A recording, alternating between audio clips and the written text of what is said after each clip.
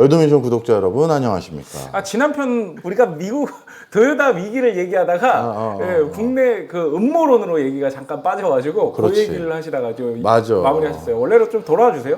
아니야, 음모론 조금만 더 얘기할게. 음모론을 이번에 음모론으로 또 가겠습니다. 나는 진짜 좀 그래. 우리 청년들이요, 뭐 새로운 거 할 때 우리 한동안에는 위법적이고 불법적이고, 왜냐면 법적 근거가 없다 해서 못했던 거지만 나중에 합법화된 사업들이 너무나 많잖아. 그렇죠. 예전에 자동차도 도로상에서 다니는 게 위험하다고 해서 차 못 다니게 하는 운동도 있었잖아. 붉은 깃발 운동이라고. 그래요? 그래서 차 만드는 게 되게 위험하다고, 차 같은 거 만들면 안 된다고 하는 운동도 있었다고. 그래서 조금 이제 청년들이 뭐 새로운 거 할 때 자꾸 그걸 더 하게 우리가 좀 여지를 넓혀줘야 돼. 우리 너나 나나 국민연금 끝까지 받으려면 누가 돈 벌어야 돼. 청년들이 잘 살아야 잘 돼야지. 맞아요. 그럼. 그래서 하여튼 그런 차원에서 좀 내가 얘기를 한 거고, 자, 다시 돌아와서 정리를 한번 하자. 지난 시간 거. 미 군정이 시작돼서 GHQ라는 곳에서 도요타를 중심으로 그만큼 도요타뿐만 아니라 미쓰이, 미쯔비시, 스미토모 이런 회사들에게 뭐는 하면 안 되고 뭐는 해고 이걸 다 정해줬던 게 바로 초창기 미 군정 시절이었는데, 그때 일본 그 기업들이 미국이 뭘 하면 되고 뭘 하면 안 되고는 다 했는데, 뭘 하면 되는 거 부분에서라도 기술을 개발을 하고 뭔가 육성을 해보려고 했는데, 그걸 어떻게 했다?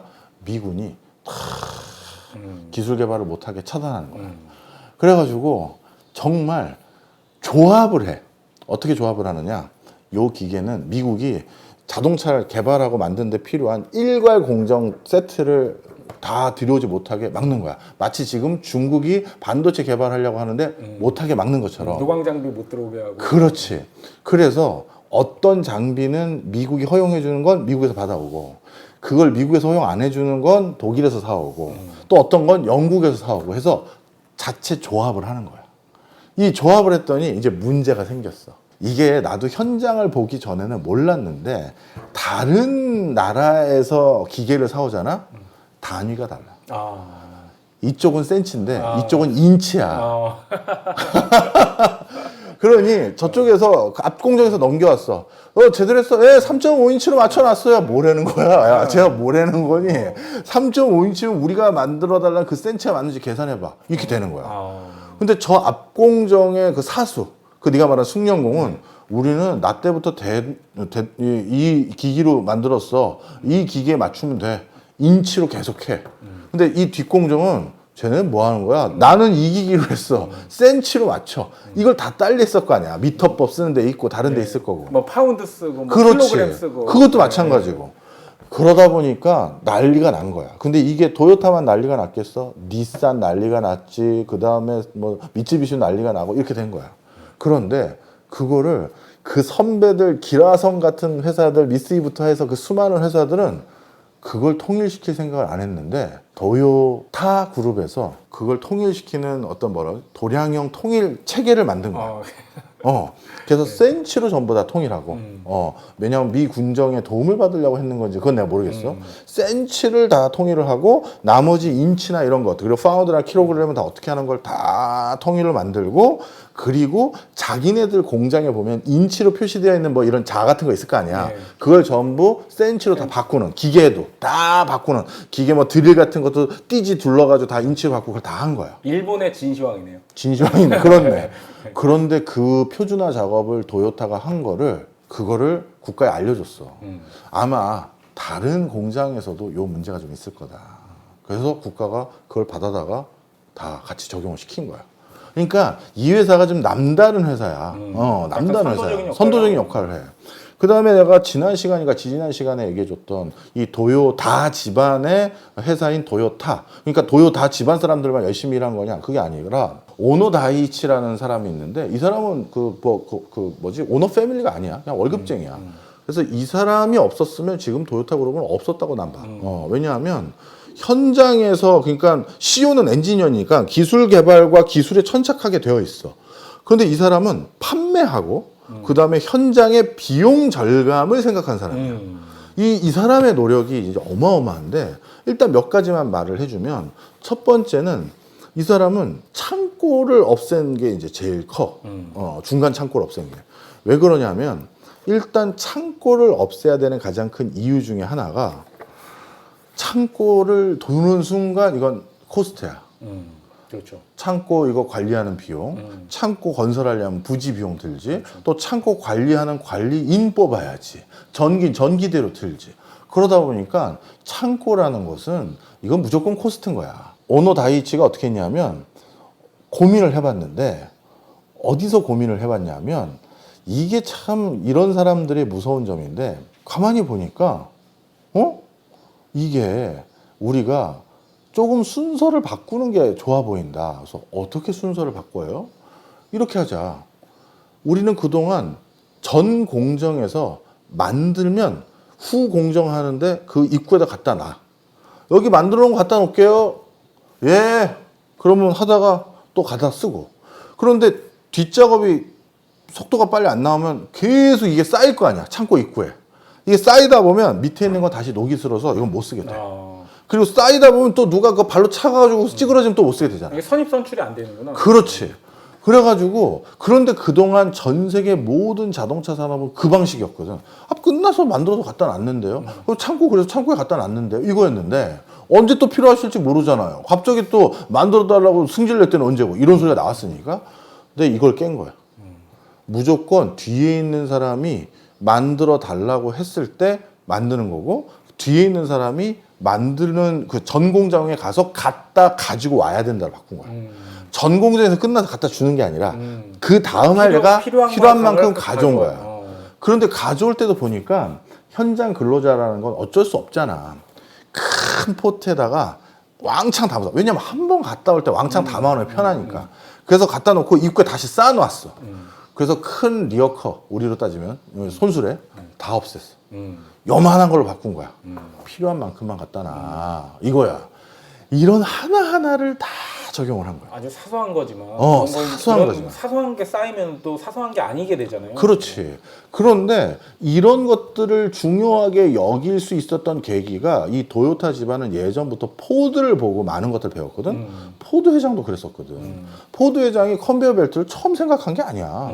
컨베이어 벨트를 포드 회장이 어디서 봤냐면 도축업체에 간 거야. 아, 도축업체. 거기 뭔지 알잖아. 네, 그 돼지나 소 매달려 있잖아. 네. 거기 딱 가봤더니 도축업자들이 딱 그 칼 들고 서 있고 소가 쥐 와. 그러면 나는 뒷다리만 수선하는 사람이니까 뒷다리만 잘라서 여기서 뒷다리만 해. 그 넘어가면 갈비 떼는 애는 갈비만 떼.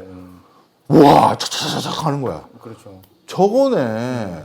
그동안은 자동차 하나 그냥 들어 올려서 12명, 15명이 들러붙어서 누구는 여기 조립하고 누구는 뭐 하고 그러다가 서로 부닥치고 미안합니다 하고 이랬는데 생산성 안 오르는데, 그렇죠.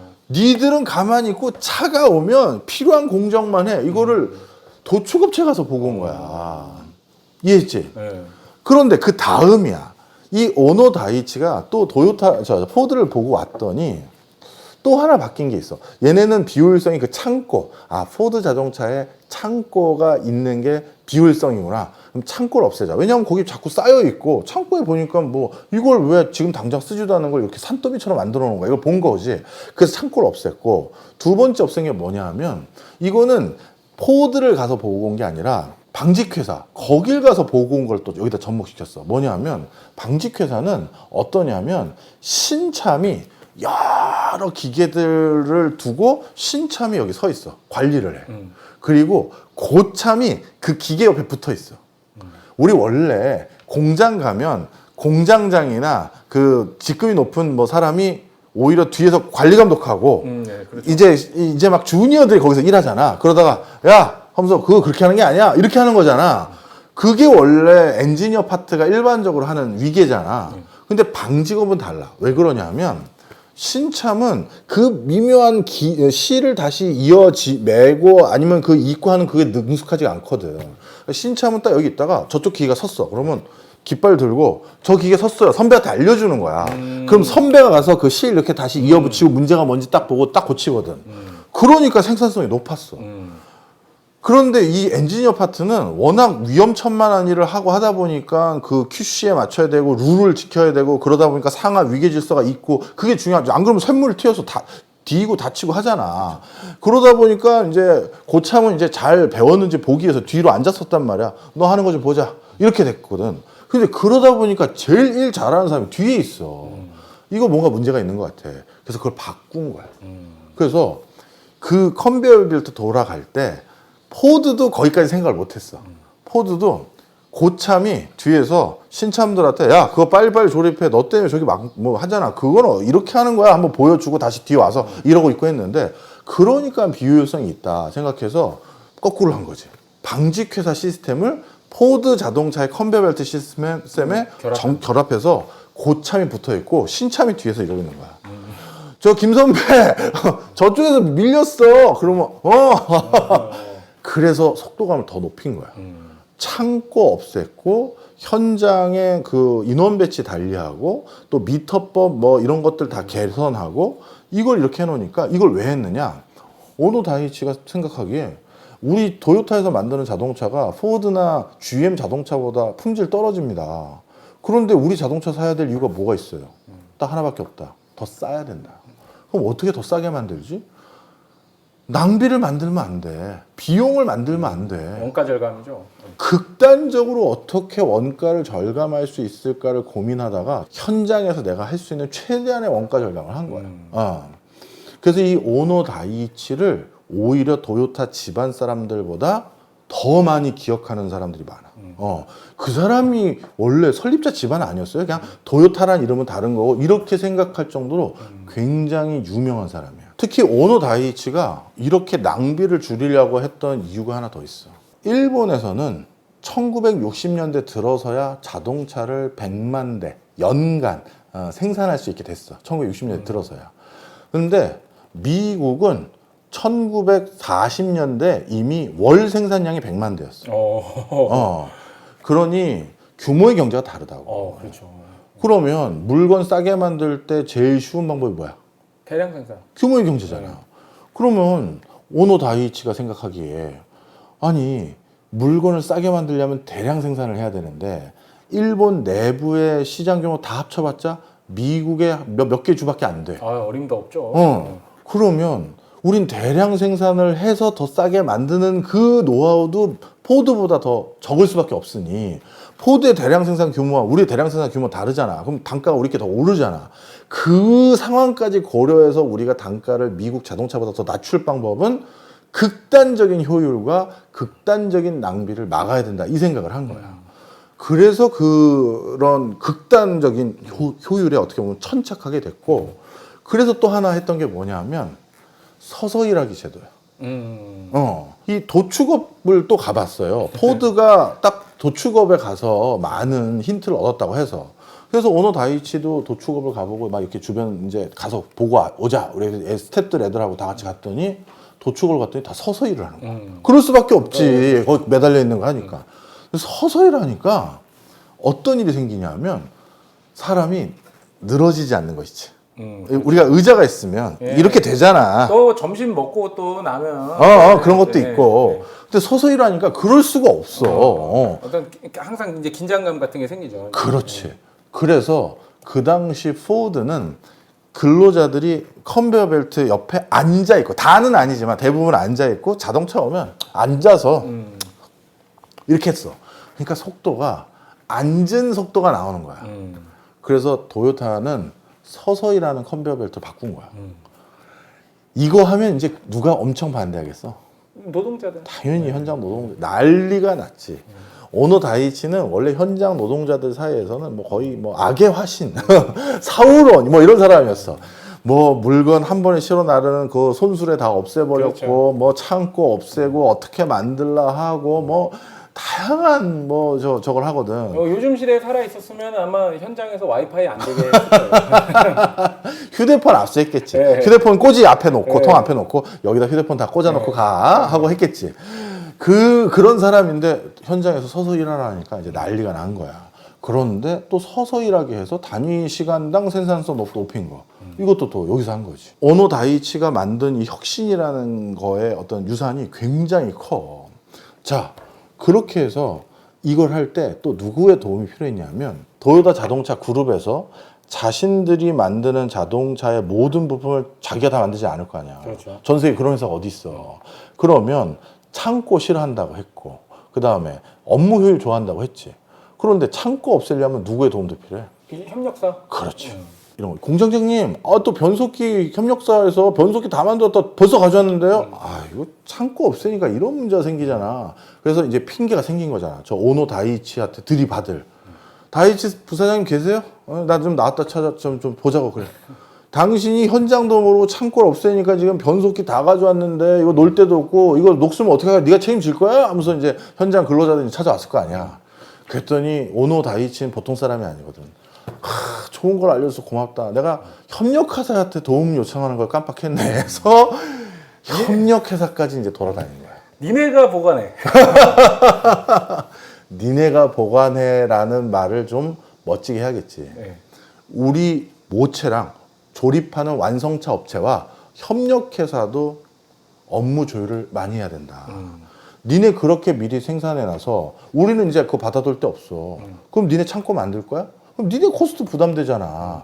우리 그렇게 하지 말자. 그럼 어떻게 해요? 자, 내가 생각을 해봤는데 저스트 인 타임이라고 해서 이렇게 하면 니네도 창고 필요 없고 미리 당장 만들지도 않을 거 많이 만들어서 할 필요도 없고 그리고 나도 그 너 때문에 창고 만들어서 내 거 안 팔리면 니도 또 추가 발주 못 하잖아.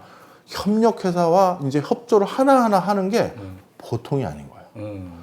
그리고 자동차 신차 빨리 개발하려면 이제는 나 혼자 디자인 다 하고 나 혼자 설계 다 한 다음에 협력회사 뚝 던져가지고 자 이대로 만들어주면 돼요. 이렇게는 우리가 못해요. 왜냐하면요. 그럼 다시 설계 병력 또 들어와서 또 왔다 갔다 해야 되고 그렇게 하면 안 되니 그것도 낭비를 줄이기 위해서 처음부터 협력회사 다 들어오세요.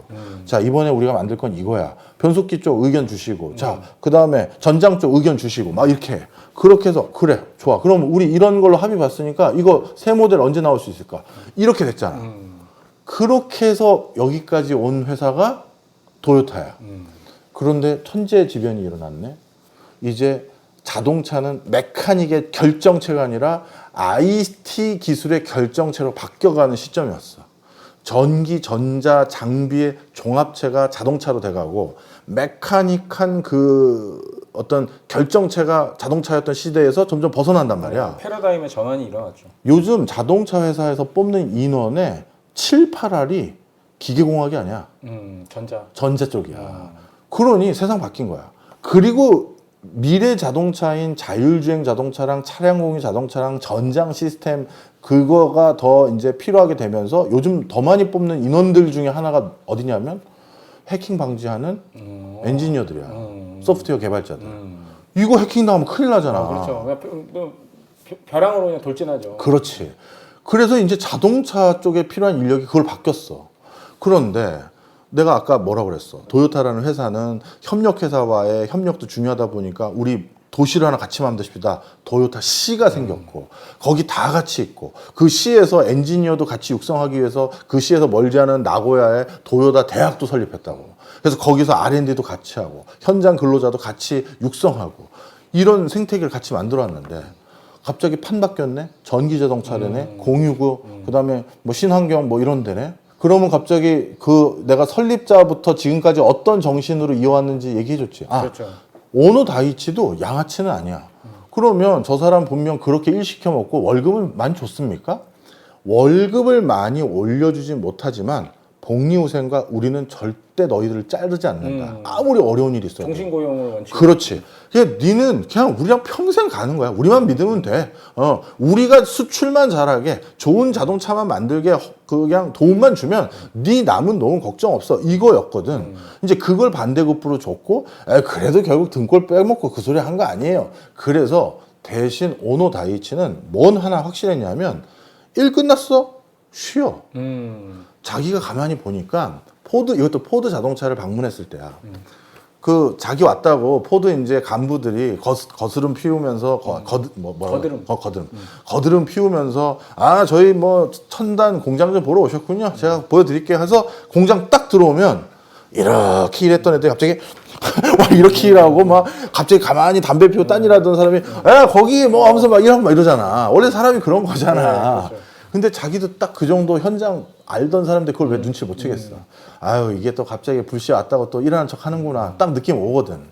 그래서 이걸 막기 위해서 굳이 그럴 것 같지는 없잖아. 자기가 수출 많이 못해서 자기가 경영진으로서 많은 자동차 많이 못 팔아왔으면 이거 내 잘못이지. 그 사람들은 만약에 일 잘했으면 그 사람 잘못은 아니잖아. 그래서 일 없으면 그냥 쉬어라. 일하는 척하지 마라. 나왔다고 일하는 척하지 마. 나 그거 별로 안 좋아해. 그거만큼 확실히 지켰어. 그래서 진짜 도요타 자동차가 차 안 팔릴 때도 있을 거 아니야. 그러면 그냥 이러는 거야. 오셨어요? 오늘도 지금 잔업이 없나? 네. 뭐 오늘 뭐 보여줄 것도 없고. 노동자들 잘못이 아니죠. 그건 경영자 잘못이거든. 네, 그렇죠. 본인들이 이렇게만 만들어주면 잘 팔 수 있다라고 해서 그걸 만들어줬는데 그 자동차가 알고 봤더니 시장에 안 먹혔다. 그건 그 사람 잘못이 아니잖아. 그러니 뭐 일 안 하는 척하고 일 없는 척 할 필요도 없는 거지. 그건 네 잘못이 아니다. 내 잘못이다. 그래서 현장에 일 없고 그러면 오히려 자기가 미안한 마음으로 가야지. 그 사람들이 멋있다. 그지. 그러니까 이 사람도 양아치가 아닌 거야. 그래서 나중에 오노 다이치도 한 10수년 그런 모습을 보이니까 직원들도 이제 이해를 한 거야. 그렇죠. 뭐 신뢰가 가죠. 그럼 바로 이런 맥락 속에서 진화 발전을 해왔고, 그러니 협력회사도 더 강한 연대를 했겠지. 자, 그럼 이런 창업가 정신과 그걸 계승한 전문 경영인들이 있었고, 그런 회사들이 자동차가 IT 기기로 바뀌었다고 글로 확 가? 못 가는 거야. 애초에 제 첫 질문이 야, 전기차로 패러다임이 바뀌는 이 시기에 토요타가 이렇게 이렇다 할 어떤 움직임이 없는 것 같다. 이런 자꾸 이상한 짓 하고 뭐 조작하고 있고 뭐 이런 얘기를 했는데 이제 결론이 나오는 거예요. 그렇지. 이런 역사적인 맥락이. 그럼 그거 얘기하려고 진짜 오랜 얘기를 했다. 카카오 얘기까지 했다가. 음모론까지. 자, 다시 돌아왔어. 그러면 평생을 약속했잖아. 열심히만 일하면 제가 뭐 부자는 아니더라도 다른 사람들 직장 걱정하고 여기서 잘리면 아니면 여기서 나 나가라고 하면 뭐 하지? 그 고민 하는 애들 천지인데 나는 그 고민은 없게끔 해주신다고 했었는데, 그런데 갑자기 미안하네. 이제 전기차네. 이 친구는 소프트웨어 개발자로서 아니 우리 기계공학 애들 또 뽑아주신다고. 자네도 나가게. 이 얘기 못 한다고. 그럼 이제 어떻게 해야 돼? 이들에게 새로운 생태계로 계속 자신의 기술과 역량을 이어갈 수 있는 과제를 줘야 되는 거야. 그거에 좀 더 부합성이 높은 자동차는 뭐다? 수소야. 순수 완전 전기 전자적인 장비와는 좀 달리 메카닉한 요소와 화공적인 요소가 잔뜩 들어있는 게 수소차거든. 그래서 도요타는 자기가 혼자 도요타 자동차라고 생각하지 않고 도요타시, 도요타 생태계 이렇게 생각하는 자동차 산업이기 때문에, 그리고 도요타만 그런 게 아니라 옆 회사가 그렇게 커갔잖아. 닛산, 미쯔비시 이 굴제 회사들이 이 회사가 여기까지 올라오는 거야. 야, 저거다. 우리도 저렇게 하자. 그리고 협력회사들도 아니 도요타도 보세요. 저렇게 하는데 저희도 저렇게 해주셔야 빨리 대응을 해드릴 거 아닙니까? 오케이. 자. 다 이 상황이 돼버린 거야. 그러니 이제는 본인들이 국가의 미래 부합성이 뭐야? 국가뿐만 아니라 전 세계적인 친환경 자동차야. 근데 친환경 자동차가 꼭 전기만 있나? 메카닉하고 화공적인 방법과 다른 우리 산업 생태계의 기반을 존중해주면서 친환경할 수 있는 게 뭘까? 상생 모델까지 그리면서 수소네. 글로 가자. 그리고 일본은 아주 독특하게 일본 내수가 1억 이상 있다 보니까 뭐가 된다? 내수만 가지고도 자동차 산업이 조금은 돌아. 아마 그 과정에서 몇 개는 없어지거나 통폐합되거나 스몰 경영하는 데도 있을 거야. 그럼에도 불구하고 그 생태계를 존중하는 의사결정을 하다 보니까 수소에 대해서 그게 진정한 친환경이다 그런 세일즈도 하지만 우리가 진짜 친환경에 대해서 진심이면 자동차 산업 지금 이렇게 안 돌아가. 그건 명분도 하나 있는 거고. 그렇죠. 하여튼 이런 이유가 있어. 그래서 어느 나라가 수소니까 기술적으로 수소가 어떻고 기술적으로 전기 자동차보다 수소는 어떤데 아니다. 수소는 어떤 한계점이 있기 때문에 기술적으로 전기 자동차가 엔지니어 하시는 분들은 그런 얘기할 수가 있지만 나처럼 그런 맥락에서 고민하는 엔지니어가 아닌 우리 사회과학자들은 그렇게 얘기 안 해. 어떤 의사결정을 할 때 기술만 보고 한 적이 없어. 어떤 비즈니스도. 자, 그러면 여기까지 이제 흘러가는 상황들을 봤을 거 아니야. 그러면 이 과정에서 이제 미국이라는 나라가 이제 중요한데 가장 발빠르게 완벽한 IT 기기로 전환할 수 있는 차종을 훨씬 더 희망할 가능성이 있어. 미국은. 그럼 왜 그러냐면 자, 미국이 지금 다음번에 더 큰 무기로 손에 쥐어볼 법한 무기가 뭐가 있냐면 이 AI야. 근데 이 AI를 지금은 휴대폰과 노트북에 있는 우리가 남긴 데이터만 가지고 만들고 있잖아. 예를 들어서 너랑 나랑 휴대폰 접고 노트북 접고 집에 가서 그냥 냉장고 열고 TV 보고 세탁기 돌리고 하면 미국 비테크 기업이 뭐 하는지 몰라. 네, 그렇죠. 근데 우리가 여기다 막 흔적 남기고 뭐 하니까 우리에 대해서 아니까 막 광고도 푸시해주고 막 하는 거 아니야. 네. 그잖아. 네.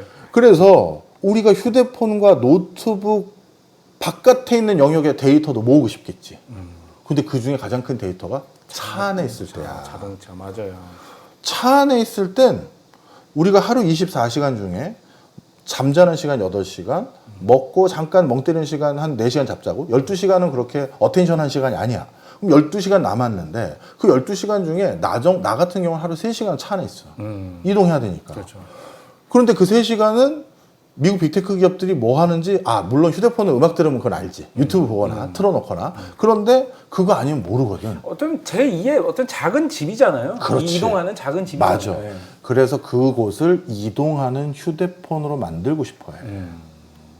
그래서 그게 이동하는 휴대폰으로 완전히 바뀌는 때는 물론 수소도 말이 수소차지만 전기 기반으로 이렇게 할 수가 있어. 할 수가 있지만 제일 중요한 건 순수 전기차였을 때 이거는 그냥 전자기기가 되다 보니까 훨씬 수월성이 있어. 여러 부분에. 그렇죠. 왜냐하면 그게 차 안에 있는 다양한 상태까지 센서가 게더링해서 그 전장에 띄워줘야 되는데 메카닉한 걸 바꾸는 것보다는 순수 전자 장비를 바꾸는 게 그렇게 표시해 주는 게 수월성이 있잖아요. 그렇죠. 그러다 보니 미국에서는 수소라는 단어가 그렇게 자주 나오지는 않은 맥락이 그런 맥락이 있고 일본에서는 수소를 그렇게 천착하는 이유가 그렇게 있고 그럼 우리나라는 전기 자동차하고 순수 그다음 수소 자동차하고 그리고 오늘 얘기하는 자동차 종류가 하나 더 있지 이게 또 이제 2024년부터 한동안 되게 중요한 자동차인데 다음 시간에